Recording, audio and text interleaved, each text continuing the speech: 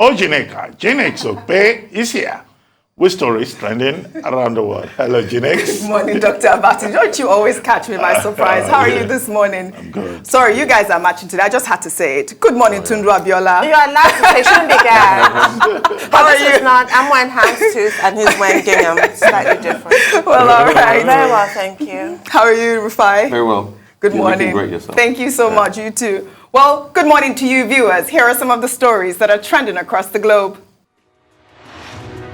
In the United States, President Joe Biden vowed in his first State of the Union address on Tuesday to check Russia's aggression in Ukraine.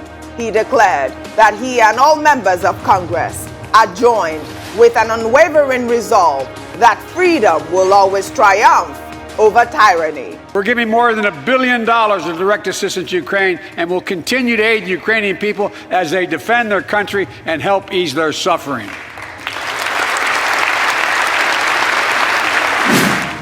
In Ukraine, President Vladimir Zelensky was given a standing ovation as he addressed the European Parliament via video link on Tuesday.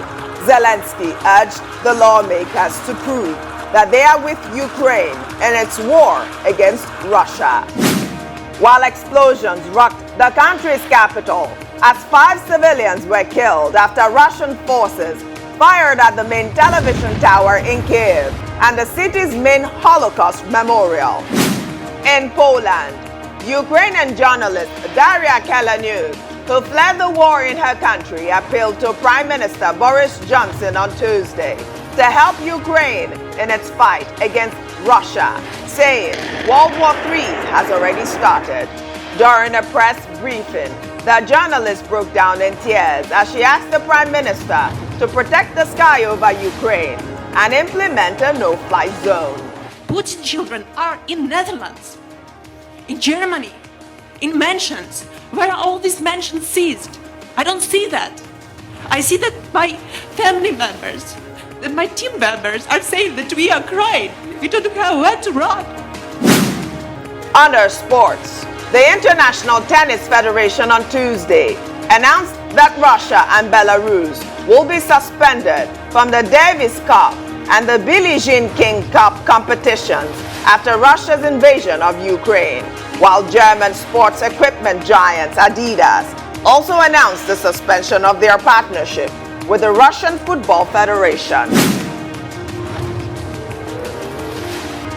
Finally, under entertainment, Russian award-winning composer Valery Gergiev on Tuesday was fired as chief conductor of the Munich Philharmonic because of his support of Russian President Vladimir Putin and for not rejecting the invasion of Ukraine. The Rotterdam Philharmonic Orchestra in the Netherlands also cut ties with the composer, citing unbridgeable divide between the orchestra and the conductor. The announcement ends a close cooperation between the Rotterdam Orchestra and Gergiev, dating back to 1988, and also halts a Dutch festival that bears his name. Well, let's begin what's trending. Reports reaching us indicate that Nigerian Embassy in Warsaw, the capital of Poland, began evacuating Ukraine-based Nigerians from Polish borders on February 26th. This is following the news that the federal government will begin airlifting Nigerians escaping the war in Ukraine from today, March 2nd. The evacuees reportedly said they were received by embassy staff at the Polish borders and were provided accommodation and feeding. Well, in the meantime, amid reports of the discrimination faced by Africans trying to escape the war in Ukraine, a Nigerian woman named Jessica, who is among the hundreds of thousands of people fleeing the country, shared her experience with the BBC in this video that is now making the rounds on social media. Let's take a look. I'm currently in Debrecen, Hungary. I was on my way to Poland. I took a commercial taxi and the taxi couldn't stay on the line of cars because literally cars had been there for 2 days. And when we dropped, on the Google map, it was saying a 1 hour walk. And I was like, a 1 hour walk is nothing, if it's getting us there on time. And we walked and it kept increasing. The term walking is traumatizing me. The term walking, I walked for 12 good hours, and it's not an exaggeration. The traffic warden saw me and said I should go to a shelter to sleep, and I slept, and he said the next day that there is a bus going from that shelter straight to the Polish border. And when it was time to get on this bus, the Ukrainians said, just Ukrainians, literally as a black person. I even lied that I was pregnant. They didn't care. I was begging. The official literally looked me in my eye and said in his language, only Ukrainians, that's all. That if you are black, you should walk. And that was an additional 8 hours from where we were. By car, it was like 30 minutes. So we had to walk additional 8 hours. The problem isn't at the Polish border. It is at the Ukrainian border. Because you have to step out at the Ukrainian border to get on the Polish side. And the Ukrainians are only prioritizing their citizens. They don't care. They will push you. They will beat you. If you can make it, you make it. If you don't, you don't. Like, I took a nap and I still felt like I was still walking, like I hadn't crossed over. It's not fair. Like, we're just begging to go. I literally had to go back to my city after that experience, re-strategize, and took a train to Hungary. It wasn't even easy getting to Hungary. We had to pay. Those that didn't have money to pay, what would they do? I couldn't help anybody because I was fighting for my life. It is a traumatizing experience, and I don't know where I'm going from now. I literally have to re-strategize in Hungary, try to get my ticket back to Nigeria because it's not safe. This place is not, if your skin is dark, you're at a disadvantage. Now, Rufai, we have had first-hand experience from Jessica. Can you imagine the experience? Wow. I mean, it's never did we ever think we're going to get to this point again in the world today. With the civilization, with the start of the League of Nations, with the United Nations, after the Second World War, never. But it just shows that there are a lot of very loose heads out there, like Putin. Two things I'll take from it. The logistics obviously is bad because it's a war situation. Over 600,000 people have crossed through that same border, and they're prioritizing Ukrainians first. That's the problem. That's what she Your said. best bet is Hungary, like she went to, because there's a big backlog at the Polish border. Don't even try the Polish border. Hungary or Romania. Even when you get to Romania, on this journey, I mean, I don't want to say it, but I work with a couple of people, and I was constantly on the phone all through the weekend with them, about 10 of them, till they got to their safe destination. And we encouraged them to call a certain Mr. Okafor and get through the Romanian border. When they got to the Romanian border, it took them another 7 to 12 hours before they were processed.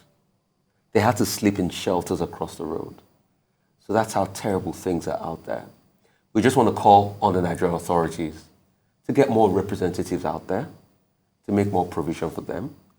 And for that lady, I'm sure hopefully she gets the information that she doesn't need to buy the ticket again. Yes. Since she's in Debrecen, so I think she has to get to Budapest. Then there will be Nigerian flights to airlift them out of Budapest to come back to Nigeria. From the 10 people I work with, the problem is always money. Because you can't even go to the ATM. You can't get money out. Probably your best bet is to get US dollars. And it's quite difficult.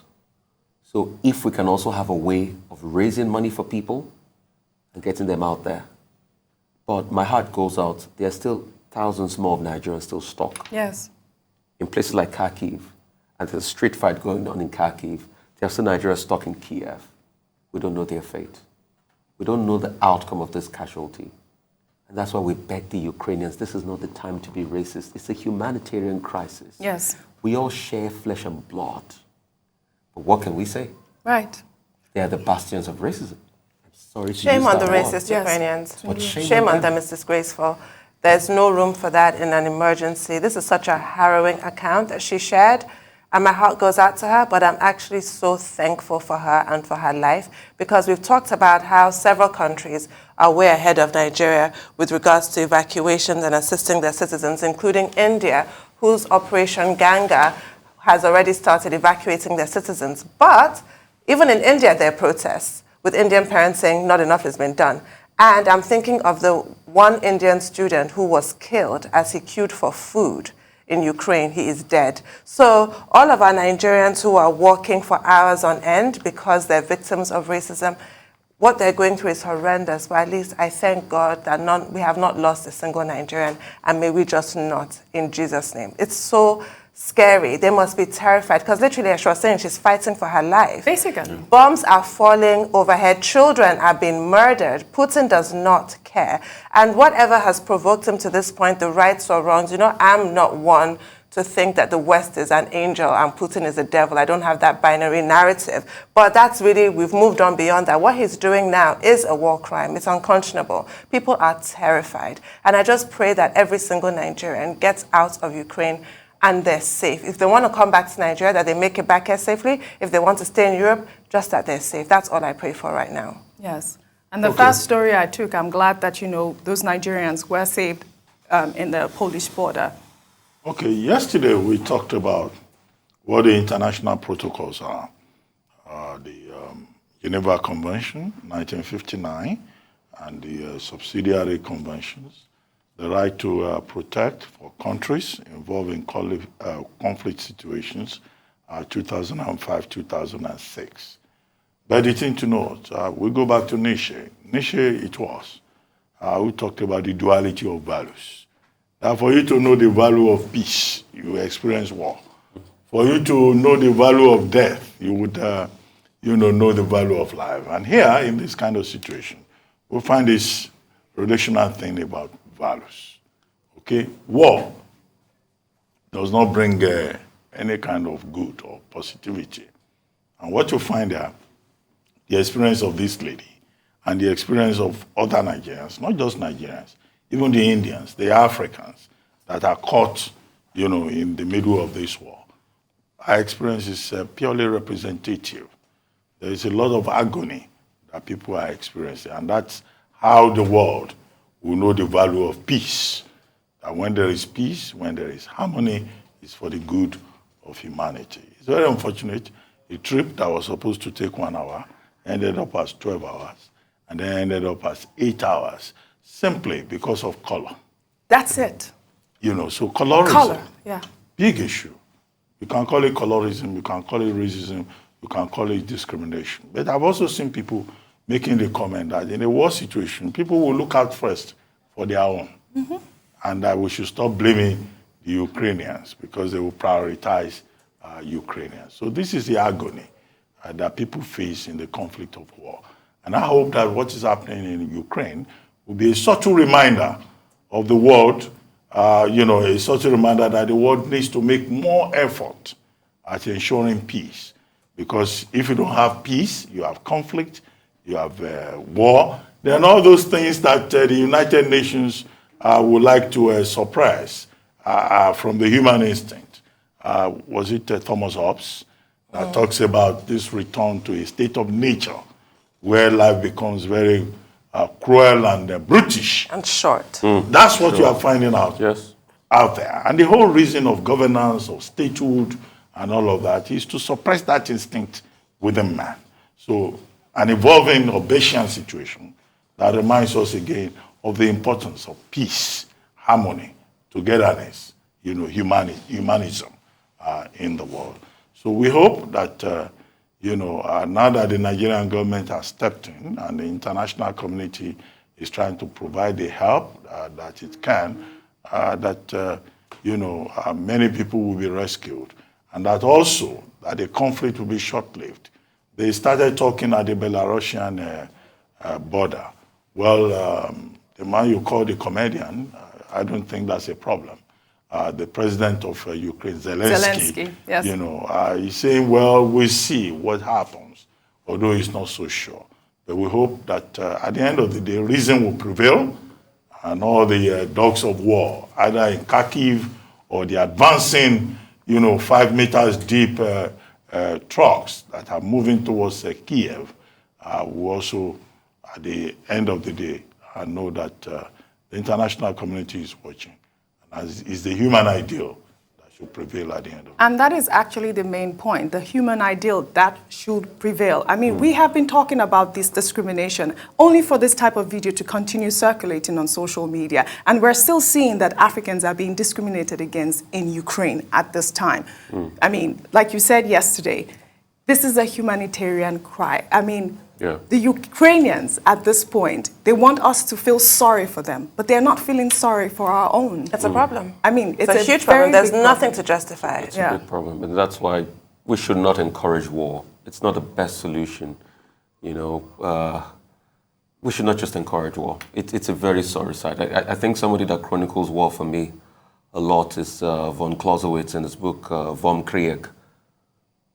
It's a That's War and Peace. Yeah. Von Clausewitz. About war. Yeah, I mean, Tolstoy is War and Peace. Tolstoy is War and Peace, but Clausewitz is about war. Clausewitz is vom Krieg, and Clausewitz was a lance corporal since the age of 12 before he went on to be a general, and he fought in several wars. And it's just a debilitating place to be. Really? We shouldn't get to this point. Yes. Again, never again. It's sad that we said never again at a point, and we're here again. World War I was supposed to be the war to end all wars. That was in 1918. World War II, 1945, never again, and here we are. So, well, may the souls of all those that have died rest in peace at this point. Man. Let's take another story. Nigerians have reacted to a video showing a group of women believed to be wives of Nigerian governors singing and dancing in celebration of Nigeria's First Lady Aisha Buhari's birthday. That is now making the rounds on social media. Well, let's take a look at this video before we come back for a discussion.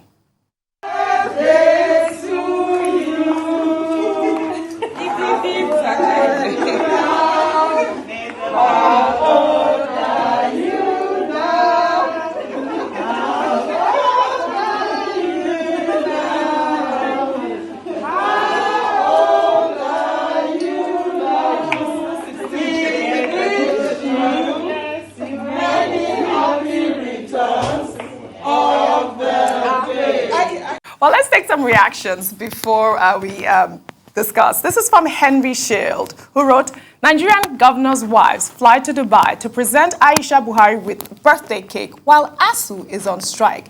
You'll expect the optics should affect them, especially as this is a campaign year. But they know Nigerians well. I've seen stupidity in governors, but this takes the eyes. Well, another user wrote, Nigeria's daddy is in London, medical leave. Mommy is in Dubai, birthday party. They cannot come and kill themselves. We dey here. They find fuel. No problem. Rufai, is there a problem with this video? There is a big problem for me. For me, it's the insensitivity. If they didn't hold, if she wasn't the wife of the president and they were not the wives of the governor and they didn't have any closeness to central governance in this country, they could have their party all they want. But you cannot tell me that state funds were not used part of that trip. You cannot tell me that they privately used their own personal funds to go all the way to Dubai to make that celebration. If you can prove that to me, happy birthday to them. But secondly, the optics look bad. I think it was The Guardian this morning that was talking about that the president is away, the wife of the president is away. I care much for the president anyway. And we have problems on ground.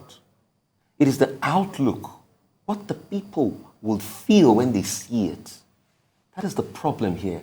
And that's why we should be careful. You know, this video pretty much reminds me of when the wife of a certain governor too was going to take COVID-19 vaccine in America when we didn't have COVID-19 vaccine. Yeah, that was the Anambra State governor's wife, right? Yeah. So it is the outlook. And we should be careful what we are doing to the psyche of people. Because when people see this, they look and say, oh, these people don't care too much. Happy birthday to who is celebrating once again. But this doesn't cut it for me. Well, I don't have a problem with it. And it's as follows. Because we cannot prove that state funds were used. We also cannot prove that the cake that was presented to her was a share of the proverbial national cake. Okay? When people are in government, they have relationships. They live their lives. The First Lady of Nigeria, she's not an elective officer. She has a right to her private life. She's 51, and you have wives of governors going to celebrate with her. I don't know why they are in Dubai. I don't have information as to whether they travel there purposely. I have no proof that they use the state funds. But the young woman is entitled to be 51. I love it when you say young woman. Yes. I love it. Yes, and to be celebrated, on her birthday. I don't have a problem with that. But apart from congratulating Mrs. Aisha Buhari, the other thing that I would say to her is that she should be reminded that she enjoys this privilege because of who she is, because she's the wife of the president. By next year, February 17, it will just be a few days to the election. I guess by February 17 next year, she and her husband and their children will have left the presidential villa. She should not expect that this same crowd will carry cake and come and visit her. You know better. You are as good as the position you occupy. Nigerians are very cynical people. These same governors' wives, they will be looking ahead. They are already targeting who is going to be the next first lady of Nigeria. But will they be governors' wives? Well, some of them will no longer even be governors' wives, and she will not see them. Okay, we have had many stories like that. When you are in government, everybody hangs around you. When you are the wife of an important person, everybody will come out. The moment you leave that office, it's you and your husband, though.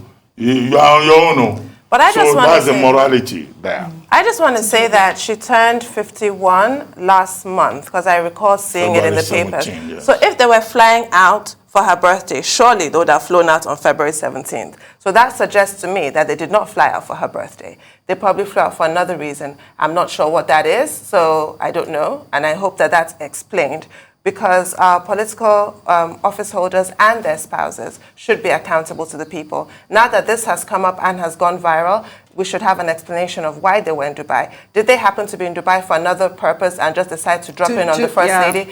And the other issue is that President Muhammadu Buhari, I'm quite pedantic about election campaign promises. He did say that he would not have an office of the First Lady, and that should have been adhered to. I don't like it when promises are just casually tossed aside. Yeah, but another story that came out of it is the fact that the president is out on medical leave again. So that's another issue. I mean, from my side. Well, he goes on his medical leave. He goes on his medical leave. I know. He's a human being. Yes, he goes on his medical leave. I don't have a problem with that. No, neither do I. No. Thank you all for your beautiful analysis. Thank you very much. Well, all right. That's all I have for you on What's Trending today. See you tomorrow.